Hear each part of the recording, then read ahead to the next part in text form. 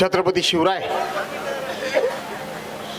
हिंदू हृदय सम्राट, शिवसेना प्रमुख माननीय बाळासाहेब ठाकरे, आपल्या राज्यघटनेचे शिल्पकार भारतरत्न डॉक्टर बाबासाहेब आंबेडकर यांना अभिवादन करतो। स्वर्गीय मासाहेब यांना देखील अभिवादन करतो। आपल्या पक्षाचे पक्षप्रमुख आदरणीय उद्धवसाहेब ठाकरे, मनसेचे पक्षप्रमुख श्रीयुत राजजी ठाकरे आणि आपल्या देशाचे माजी संरक्षण मंत्री आणि राष्ट्रवादी काँग्रेस पक्षाचे प्रमुख आदरणीय शरदचंद्रजी पवार साहेब, व्यासपीठावर उपस्थित असलेले, आवाज वाढवू नका, तो बरोबर वाढेल, काळजी करू नका तुम्ही, आवाज वाढवू नका।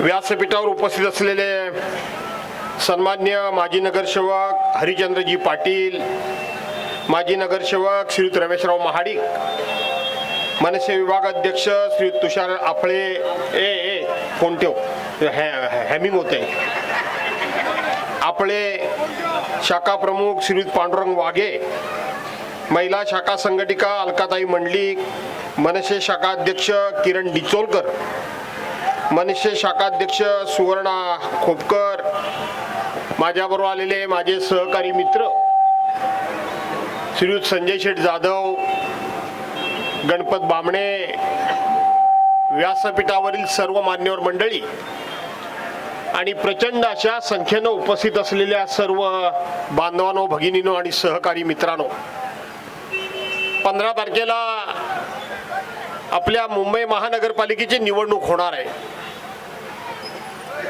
आणि या निवडणुकीकरता आपण सर्वांनी ज्या ठिकाणी कुठे शिवसेनेची मशाली निशाणी दिसेल, जिथे कुठे मनसेचं रेल्वेचं इंजिन दिसेल, जिथे कुठे आदरणीय पवार साहेबांच्या पक्षाचा तुतारी वाजवणारा माणूस ही निशाणी दिसेल, त्यांच्या समोरचं बटन दाबून आपण या सगळ्यांना प्रचंड मताने विजयी करा असा आग्रह आणि विनंती करण्याकरता म्हणून मी या ठिकाणी आलो। बांधवांनो, भगिनीनो, या देशाला स्वातंत्र्य 1947 साली मिळालं आणि सार्वत्रिक निवडणुका 1952 साली पार पडल्या। 1952 सालापासून आज तागायत ज्या निवडणुका झाल्या त्या निवडणुका ह्या खऱ्या अर्थानं लोकशाही मार्गाने झाल्या। खऱ्या अर्थानं डॉक्टर बाबासाहेब आंबेडकरांच्या संविधानारूप जनतेनं स्वतःच्या मतानं आपला लोकप्रतिनिधी निवडण्याचं काम हे जनतेनं केलं। 1952 सालापासून 2026 पर्यंत आजपर्यंत काही उमेदवार हे बिनविरोध निवडून आले। हे 1952 ते 2026 पर्यंत या देशामध्ये फक्त आणि फक्त 52 उमेदवार बिनविरोध निवडून आले। पण कालच्या निवडणुकीमध्ये आपण बघितलं असाल तर या निवडणुकीमध्ये 68 उमेदवार, या महानगरपालिकांमधून 68 उमेदवार बिनविरोध निवडून आलेत आणि हे 68च्या 68 उमेदवार सत्ताधारी पक्षाचे निवडून आलेले आहेत, बिनविरोध निवडून आलेले आहेत। ही आपल्या सर्वांना वाटायला गंमत वाटत असेल, आपल्या सर्वांना मौज मजा वाटत असेल, कदाचित भारतीय जनता पार्टी किंवा एकनाथ शिंदेच्या पक्षाला किंवा अजितदादा पवारांच्या पक्षाला ही गंमत वाटत असेल, पण आज मी तुम्हाला सांगतो की हे असंच चालत राहिलं तर ही लोकशाही लवकरच या ठिकाणी खड्ड्यात जायला आणि ही लोकशाही संपुष्टात यायला वेळ लागणार नाही, वेळ लागणार नाही। बांधवांनो, भगिनीनो, या देशाला स्वातंत्र्य मिळाल्यानंतर 26 जानेवारी 1950 रोजी आपण संविधान स्वीकारलं।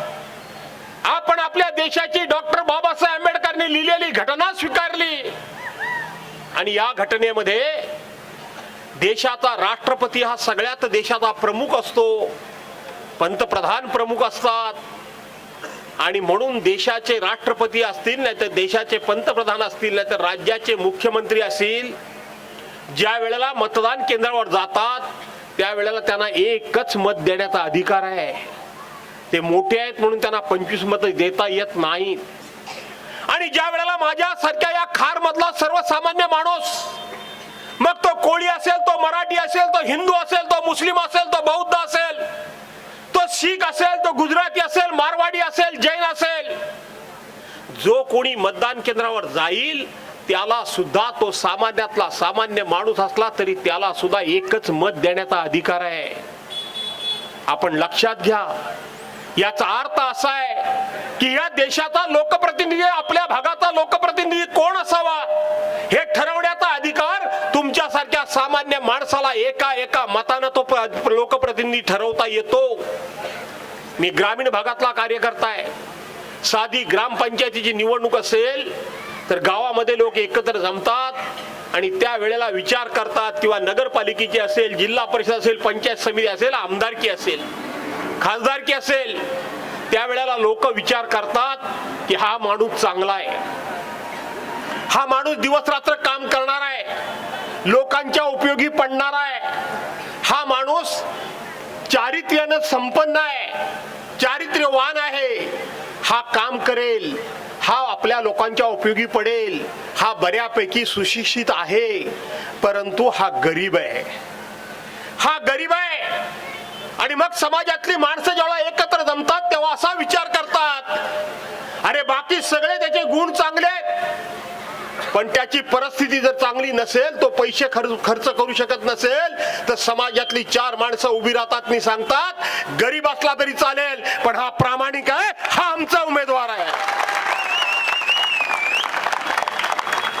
हा गरीब असला तरी चालेल, हा प्रामाणिक आहे, हा रात्री अपरात्री आपल्या उपयोगी पडू शकतो, हा चारित्र्याने स्वच्छ आहे, रात्री 12 वाजता सुद्धा आपल्या घरामध्ये आला तर आपल्याला कुठल्याही प्रकारची शंका बाळगण्याचं कारण नाही. आणि म्हणून हा समाजाचं प्रतिनिधित्व करण्याच्या योग्यतेचा आहे. पण आज भारतीय जनता पार्टीने या देशातली लोकशाही नासवली. भारतीय जनता पार्टीने या देशातली लोकशाही संपुष्टात आणण्याचं ठरवलेलं आहे.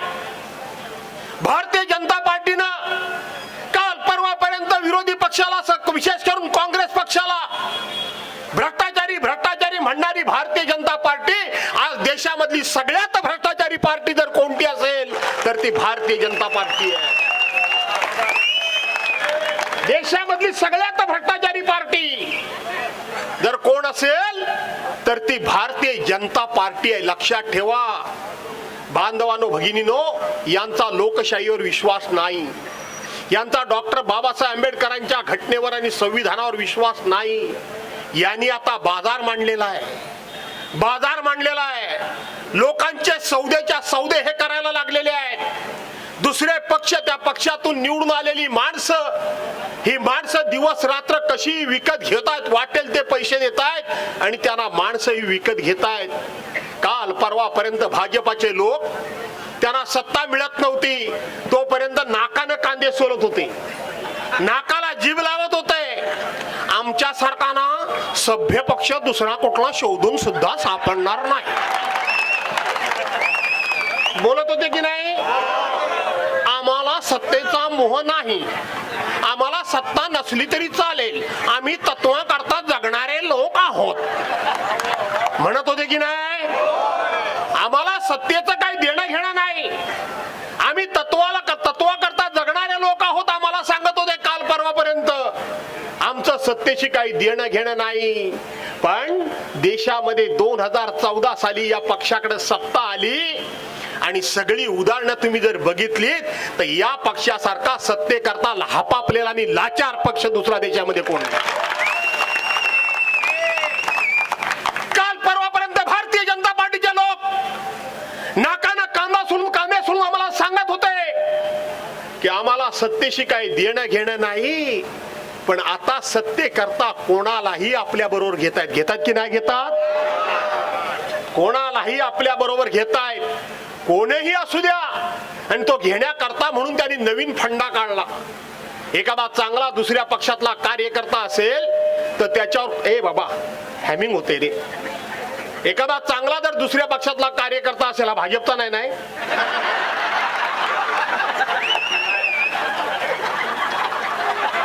आणि ते पक्के झाले लबाड असतात भाजपवाल्या, पक्के लबाड.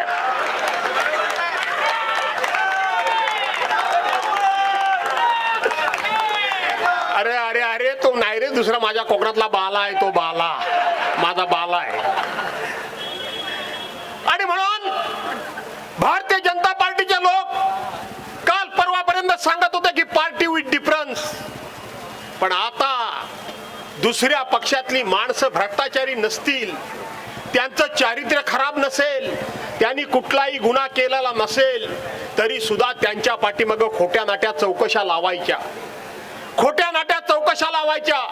त्यांना भ्रष्टाचारी भ्रष्टाचारी भ्रष्टाचारी म्हणून म्हणायचं, त्यांना नामोहरम करायचं, त्यांच्याकडे वेगवेगळ्या प्रकारच्या चौकशीचे अधिकारी पाठवायचे, वेगवेगळे अधिकारी. मग सीबीआय असेल, CID असेल, इन्कम टॅक्स असेल, ED असेल, NIA असेल, नाहीतर आणखीन कुठली चौकशी असेल, त्या ठिकाणी GST असेल, ह्या चौकशा लावून लावून त्या माणसांना नामोहरम करायचं, नामोहरम करायचं. आणि नामोहरम करून त्यांना नाइलाज करून ज्या पद्धतीनं कसायाच्या पुढे गाय कंटाळून जेव्हा मान आपली स्वतःहून पुढे करते आणि कंटाळते त्या वाघासम कसायाचा समोर की आता तू माझी मान कापणारच आहेस, माझा वध करणारच आहेस, तर सरळ आता करूनच टाक, अशी अगदी हतबल होऊन जेव्हा मान कसायाच्या पुढे समोर करते, तशा पद्धतीने भारतीय जनता पार्टीची प्रवृत्ती आहे. समोरच्या पक्षाला इतका त्रास द्यायचा, इतका लोकांना त्रास द्यायचा की त्या लोकांनी झक मारून आपल्या पक्षात यावं. आणि मग आपल्या पक्षात आल्यानंतर यांच्याकडे या ठिकाणी एक वॉशिंग मशीन आहे,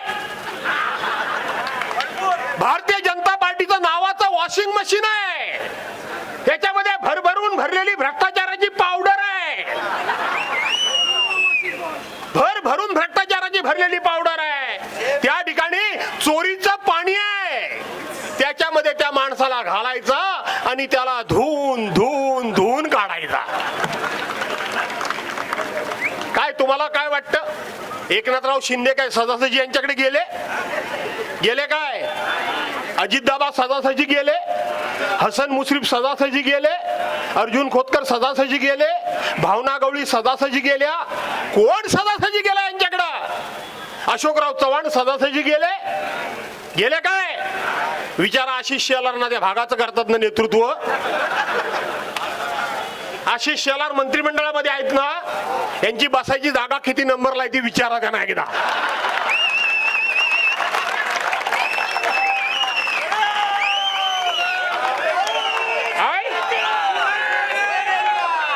पहिल्या नंबरवर एकनाथराव शिंदेना फसवून पुन्हा मुख्यमंत्री झालेले देवेंद्र फडणवीस तेवढे एकटे पहिले पुढे दिसतात. बाकी त्याच्याकडेला एकनाथ शिंदे मूळ भाजपचे आहेत, अजितदादा भाजपचे आहेत, छगन भुजबळ भाजपचे आहेत, हसन मुश्रीफ भाजपचे आहेत. कोण भाजपचा आहे? भाजपाचा कोण नाही. आशिष शेलार आहेत ते चौथ्या लाईनीत आहेत.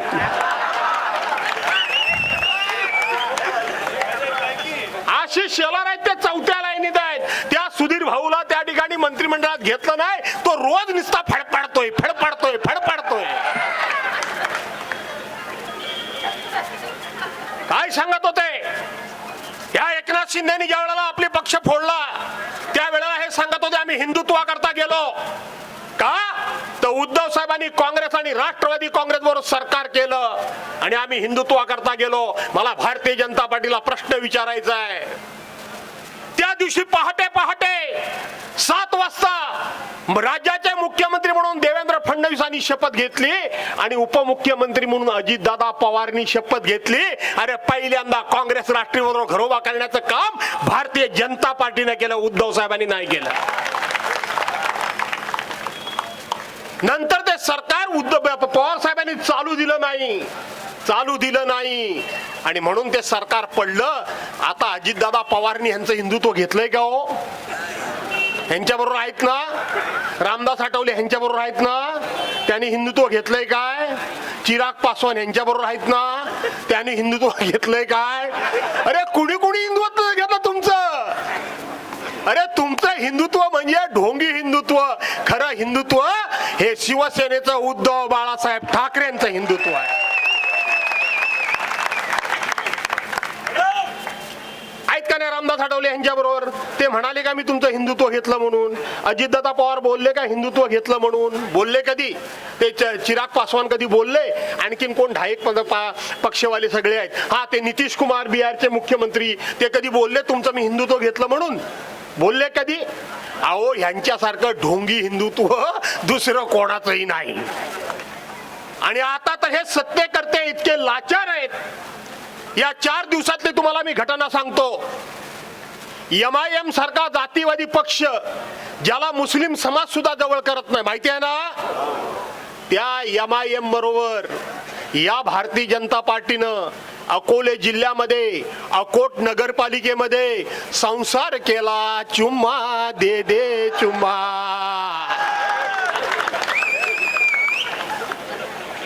जरा तुम्ही इकडे सरका, त्या महिला बिचाऱ्या मान त्यांची दुखते.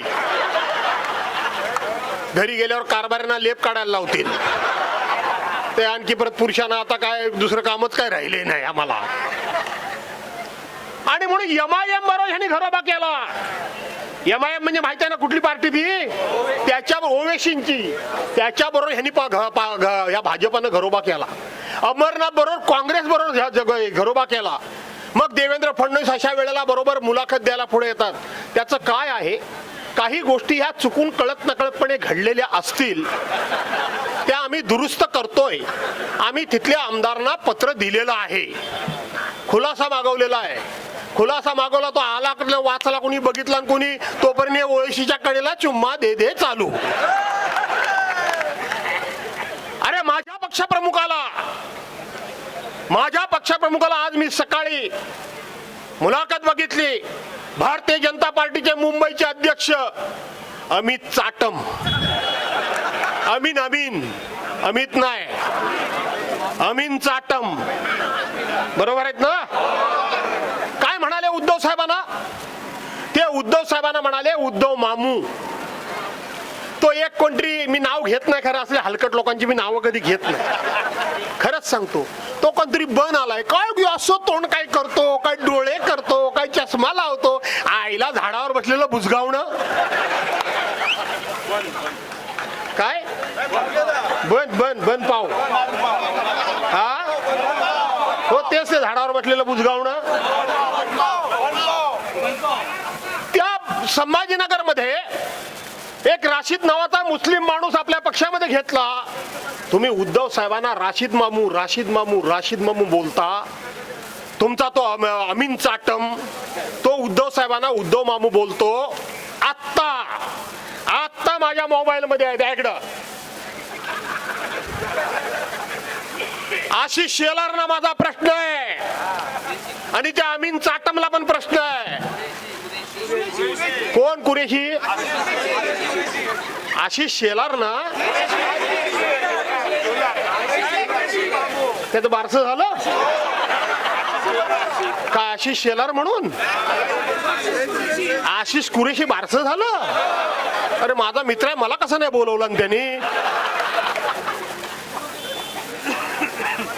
आहा, काय झालं? मी आज तुम्हाला सांगतो, या मोबाईल मध्ये आत्ता उघडून बघा. हे उद्धव साहेबांना वाटेल ते बोलतात आणि ह्यांचं हिंदुत्व.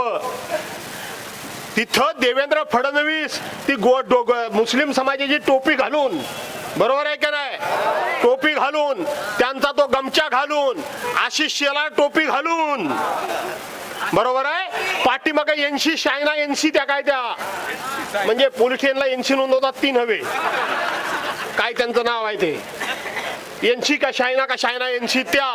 आणि त्याच्या पाठीमाग लय भयंकर असा अगदी हिंदुत्वाचा आव आणणारा कबूतर मंगल प्रभात लोढा उभा आहे.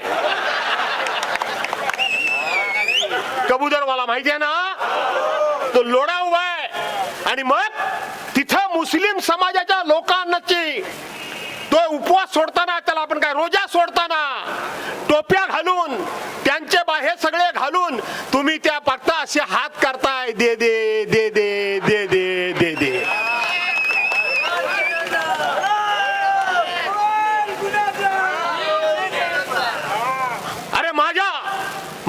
पक्षप्रमुखाचं हिंदुत्व जे आहे ते हिंदुत्व छत्रपती शिवाजी महाराजांचं हिंदुत्व आहे.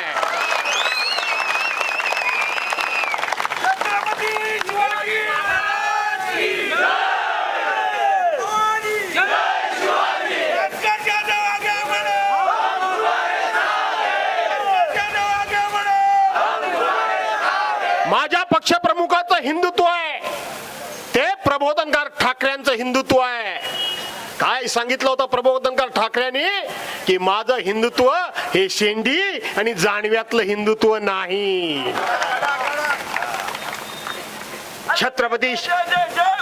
छत्रपती शिवाजी महाराजांनी ज्या पद्धतीनं सगळ्या जाती धर्माच्या पक्षाच्या पंथाच्या लोकांना एकत्र करून हिंदवी स्वराज्य उभं केलं तो आदर्श आमचा आहे. या देशामध्ये राहणारा प्रत्येक जो राष्ट्रीय नागरिक आहे तो आमचा आहे. हे आमचं हिंदुत्व आहे. मी या भागामध्ये जर मुस्लिम बांधव असतील आणि माझा आवाज ऐकत असतील तर त्यांनाही आव्हान करतो, त्यांनाही विनंती करतो की आज काँग्रेस आमच्या बरोबर जाणीवपूर्वक आलेली नाही, जाणीवपूर्वक आलेली नाही. आज तुमचा सगळ्यांचा विश्वास मुस्लिम बांधव असतील, बौद्ध असतील, ख्रिश्चन असतील, ईसाई असतील, त्या ठिकाणी जैन असतील, मारवाडी असतील, जे जे कोणी असतील त्या सगळ्यांचा विश्वास उद्धव बाळासाहेब ठाकरेंच्यावर आहे. काय आहे? भारतीय जनता पार्टीचे लोक विचारतात की उद्धव साहेबांनी सत्तेवर कंटाळलात काय तुम्ही? सभा होऊन बराच वेळ सुरू झाला असेल, बोलू काय अर्धा तास अजून? आमच्या महिला भगिनींचं काय मत आहे? आणि म्हणून हे बिनकामाचे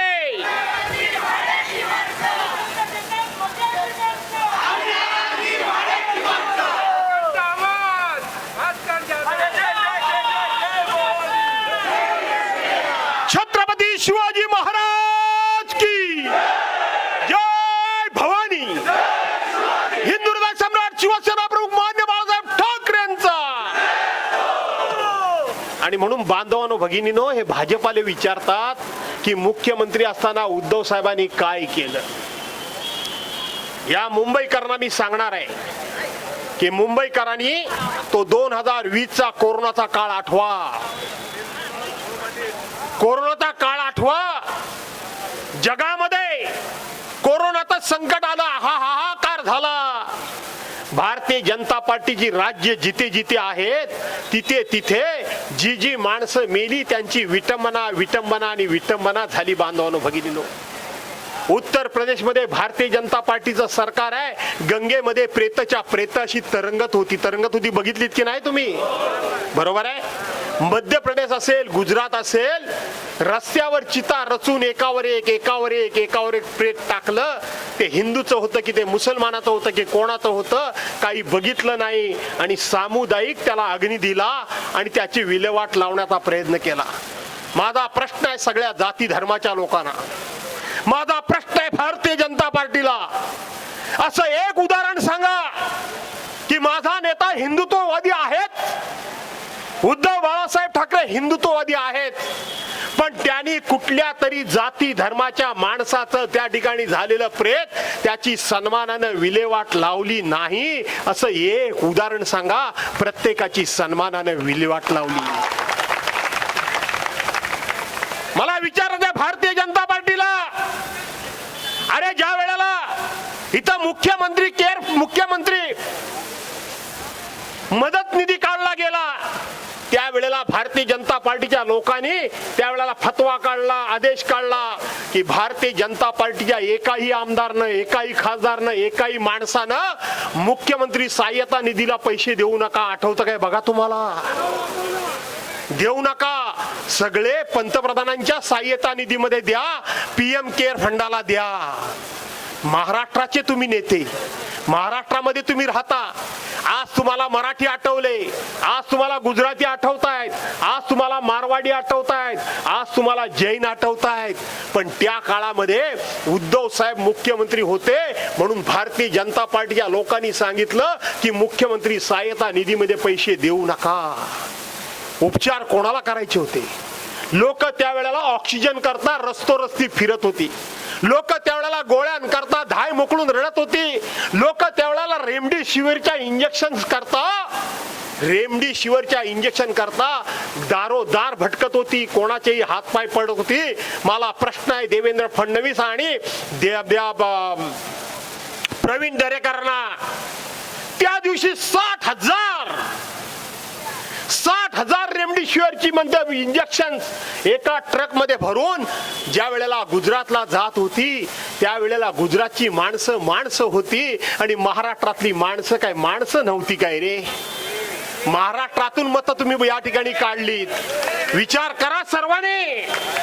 भाजपचे चमचे सुद्धा इथं कुठेतरी असतील. नाही, ते कान लावण्यात एक्सपर्ट आहेत. ते माझं भाषण नक्की ऐकत असतील. मी त्यांचा लाडका माणूस आहे. मी त्यांचा लाडका आहे, पण मी अंधभक्त नाहीये. ते अंधभक्त आहेत.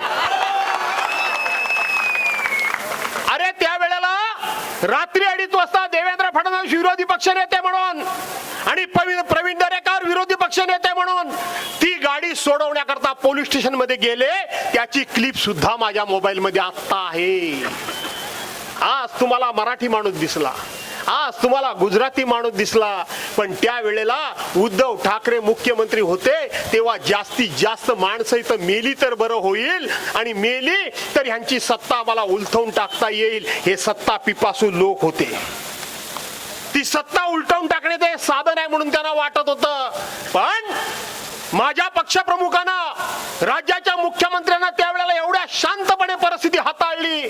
शांतपणे सुप्रीम कोर्टानं कौतुक केलं. देशाच्या पंतप्रधानांना कौतुक करावं लागलं. WHO सारखी जागतिक आरोग्य संघटनेनं सांगितलं की उत्तम प्रकारची जर परिस्थिती कुणी हाताळली असेल तर महाराष्ट्राचे मुख्यमंत्री उद्धव बाळासाहेब ठाकरे. धारावी सारख्या आशिया खंडातल्या सगळ्यात मोठ्या झोपडपट्टीमध्ये कोरोना तिथल्या तिथं कोंडून ठेवण्याचं काम उद्धव साहेबांनी केलं. बाहेर फैलवू दिला नाही. तुम्ही काय करत होतात?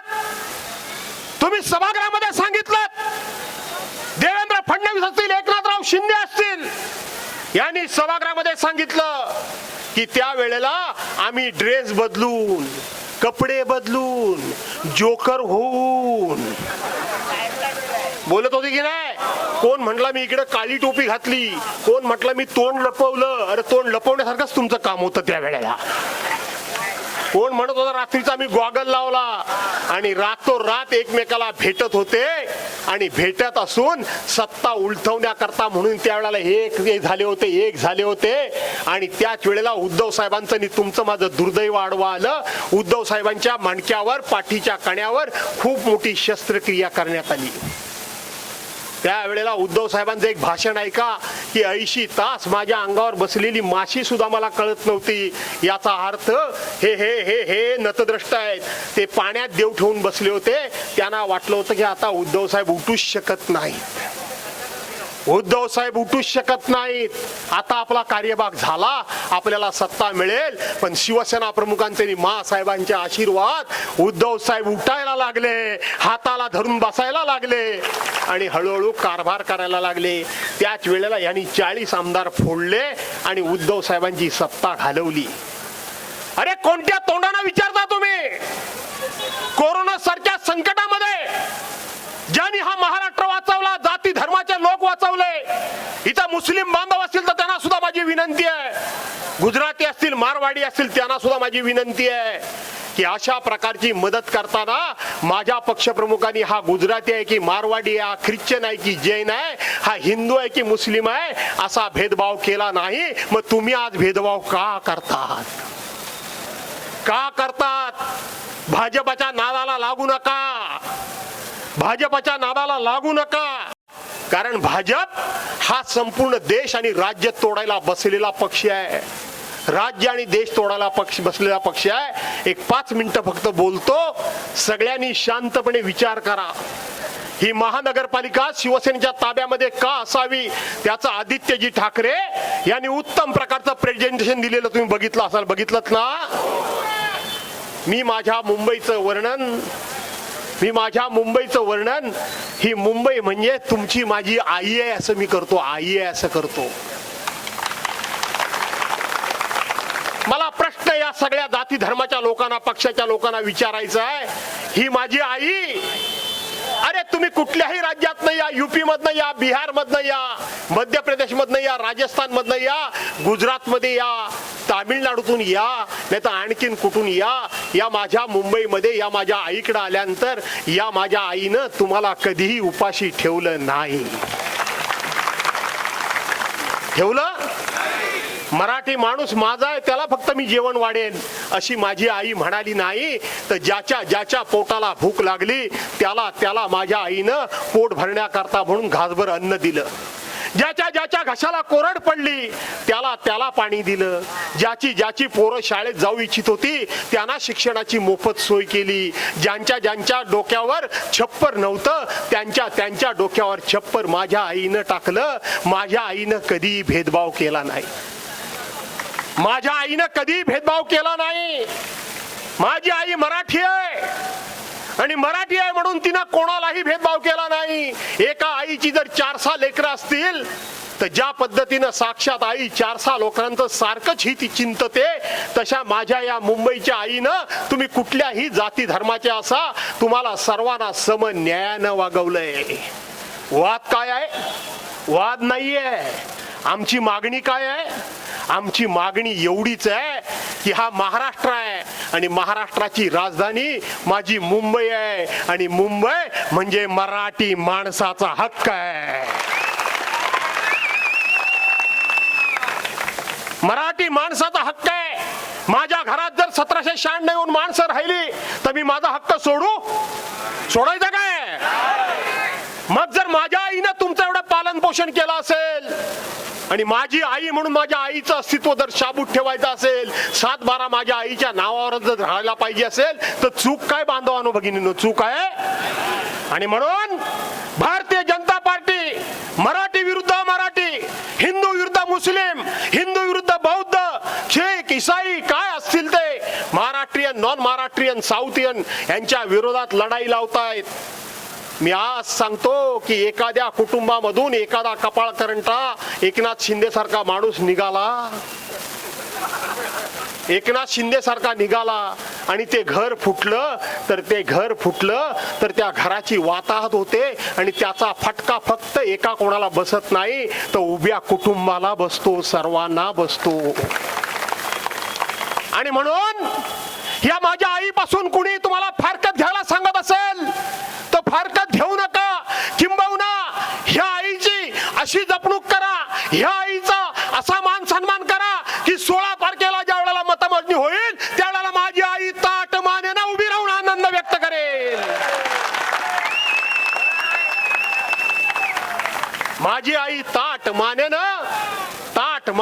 उभी राहून आनंद व्यक्त करेल. ताट मानेनं वावरून छाती पिटून सांगेल की माझी सगळी पोरं माझ्या पाठीशी उभी राहिली आणि एकाच आरतीनं सगळ्यांना ओवाळेल. हे लक्षात ठेवा. कोण इथं असतील मराठी नसतील, माझा हा मुद्दा तुम्हाला मान्य आहे का? नाही मान्य आहे. आहारी जाऊ नका, या भाजपच्या नादाला लागू नका. हे कधीच कोणाचे होणार नाहीत. होतायत काय? कधीही कोणाचे होणार नाही. अटल बिहारी वाजपेयी गेले बिचारे, त्या लालकृष्ण अडवाणींची अवस्था काय गेली ती बघा. ते बाकीच्यांचं काय घेऊन बसलात. आणि म्हणून तुम्हाला सांगतो की इथं मराठी माणसाने देखील नुसतं मराठी मराठी मराठी मराठी करू नका. आज रक्तपेढ्या अनेक आहेत, वेगवेगळ्या पक्षाच्या आहेत, वेगवेगळ्या हॉस्पिटलच्या आहेत, वेगवेगळ्या संस्थाच्या आहेत. पण ज्या वेळेला कुठेही रक्तपेढी नव्हती त्यावेळेला एखादी माझी महिला भगिनी जर बाळंतपणाला गेली आणि तिला रक्तस्राव झाला, तिला रक्ताची गरज लागली, कोणाचा अपघात झाला त्याला रक्ताची गरज लागली, कोणाचं हिमोग्लोबिन कमी झालं त्याला रक्ताची गरज लागली, तर कितीही शिवसेनेबद्दल कोणाची मतं वाईट असू देत पण त्या काळामध्ये रक्त मागण्याकरता पावलं ही शिवसेनेच्या शाखेकडेच वळत होती. शिवसेनेच्या शाखेकडेच वळत होती. ॲम्ब्युलन्स फक्त शिवसेनेच्याच होत्या, कोणाच्या नव्हत्या. आता सर्वांच्या असतील. पण तेव्हा कोणाचाही जीव वाचवायचा असेल तर माझा शिवसैनिक तो कुठल्या जातीचा आहे, कुठल्या धर्माचा आहे, कुठल्या पक्षाचा आहे विचार करत नव्हता. ता पहिल्यांदा धावून त्याचा जीव वाचवत होता. असा एक समाज दाखवा, एक की ज्याच्या अंगामध्ये शिवसेनेचं रक्त नाही असा एकही समाज असू शकत नाही. मग आज तुम्ही शिवसेनेकडे भेदभावानं का बघता, कशा करता बघता? शिवसेनेकडे भेदभावानं बघू नका. आणि म्हणून मला धन्यवाद दिले पाहिजेत राज ठाकरेंना, मला धन्यवाद दिले पाहिजेत राज ठाकरेंना. त्यांना पत्रकारांनी प्रश्न विचारला की तुम्ही दोन्ही भाऊ एकत्र येऊ शकाल काय? त्यांनी दिलेलं उत्तर अतिशय मार्मिक आहे. त्यांनी सांगितलं काहीही अडचण नाही, माझ्याकडून काही अडचण नाही. आमच्या भांडणापेक्षा महाराष्ट्र मोठा आहे, महाराष्ट्राचं हित मोठं.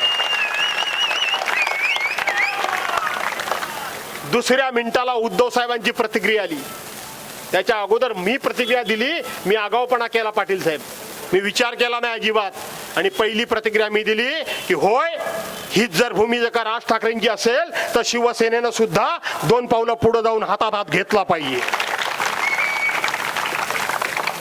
आणि दुसऱ्या मिनिटाला उद्धव साहेबांची त्या ठिकाणी प्रतिक्रिया आली की होय, हे जर खरोखरच असेल तर महाराष्ट्राच्या हिताकरता आम्ही सगळी भांडणं विसरून दोघे भाऊ एकत्र यायला तयार आहोत. आणि मग नियतीनं परीक्षा घ्यायचं ठरवलं. आजचं माझं हे 6वं शेवटचं भाषण आहे म्हणून वेळ आहे तोपर्यंत बघतोय, मी बोलतोय, नाही तेव्हा पळाला असतो मी. दिवसाला 6-6, 7-7 सभा मला सुदैवानं मिळाव्या लागतात. मी चांगलं बोलतो की वाईट बोलतो मला माहित नाही, पण कराव्या लागतात. आणि नियतीनं परीक्षा घ्यायची ठरवली. काय घ्यायची ठरवली? दुर्बुद्धी सुचली सरकारला आणि हिंदी भाषा सक्तीचा करायचा निर्णय घेतला. एकनाथराव, मराठी हिंदी भाषा सक्ती करत असताना मराठी मारण्याचा विचार भाजपानं केला. तुम्ही तेवढ्याला तोंड सुद्धा उघडलत नाही. ही बाळासाहेबांची विचार प्रणाली आहे, ही बाळासाहेबांची विचार प्रणाली आहे. अशी ते ओवेशीच्या कडेला जाऊन हे जे बसतात नाही, तुम्ही काहीच बोलत नाही, हे बाळासाहेबांचे विचार आहेत, हे बाळासाहेबांचे नाही. आणि मग त्या मराठी वाचवण्याकरता दोन्ही भाऊ एकत्र आले. आज निवडणुकीच्या निमित्ताने एकत्र आले. आणि म्हणून तुम्हाला सर्वांना विनंती करतो, आपसामधले मतभेद विसरा. काही कुठं कमी जास्त पडत असेल, काही चुकत असेल तर ते विसरून जा.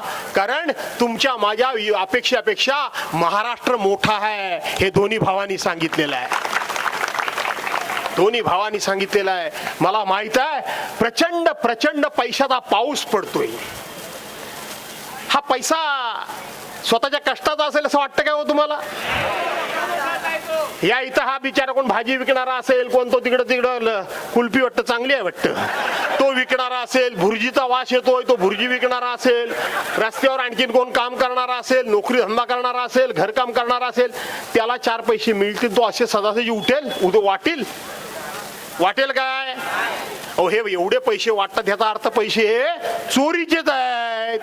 हापापाचा माल गपापा, बरोबर आहे का नाही? त्यामुळं हल्ली काय झाले, ह्यांच्याकडनं पैसे घेतात लोक आणि त्यांच्याशी प्रामाणिक कसे राहतात ते काही कळत नाही. पहिल्यांदा घेतलं तरी याच्याकडनं घेतील त्याला मत देत होते असं नाही. मला काय म्हणायचं लक्षात आलं असेल तुमच्या, बरोबर आहे ना? आणि म्हणून पैसे बिशे हे सगळे विषय बाजूला राहू द्या. आपली मराठी वाचली पाहिजे, महाराष्ट्र वाचला पाहिजे, मुंबई वाचली पाहिजे. न पेक्षा अर्धी मुंबई ही आता ह्यांनी अदानीच्या ताब्यात देऊन टाकलेलीच आहे.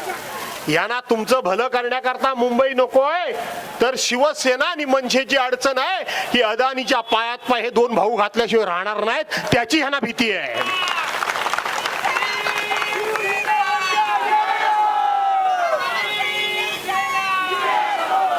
आणि म्हणून माझी खात्री आहे की कितीही जरी ह्यांनी काही गडबड केली तरी उद्याची मुंबई ही शेवटी तुमच्या सगळ्यांच्या जाती धर्माच्या.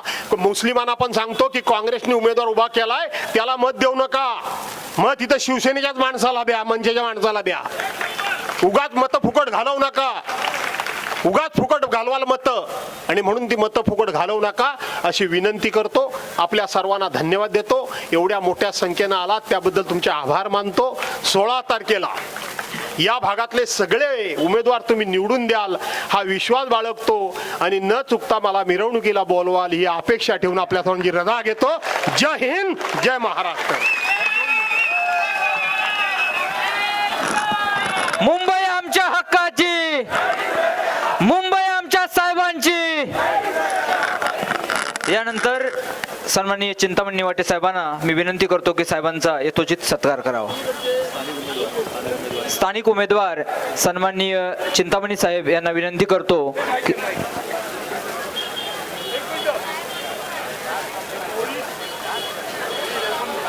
कोळी समाजाकरता विधानसभेमध्ये मी नेहमी भांडत असतो. हे कोळी समाजाने ऐकलेलं आहे. कोळी समाजाच्या अनेक योजना ह्या मीच मंजूर करून दिलेल्या आहेत. तुमच्या घराखालच्या जमिनी बिमिनी तुमच्या नावावर करण्याचं काम हे फक्त भास्कर जाधवनीच केलेलं आहे, बाकी कोणी केलेलं नाही. मच्छीमारांना बोर्डातून पगार व्हावा, सरकारी पगार व्हावा ही योजना मीच आणली आहे. परंतु मध्यंतरी माझं सरकार पण गेलं आणि तिच्या आईला सरकारमध्ये मला पण जायला मिळत नाही. आय गाय कळत नाही. माझ्याकडे गट्स आहेत ना का नाही आहेत. मग साला सरकार माझ्यापासून नेहमीच पळतं तिच्या आईला. असो, तुमच्याकरता भरपूर कामं केलेली आहेत आणि म्हणून सगळ्यांनी उभे राहा पाठीशी. रावाल का ना रावाचं? रावाल ना नक्की. मग बोंबील खवाला येऊ.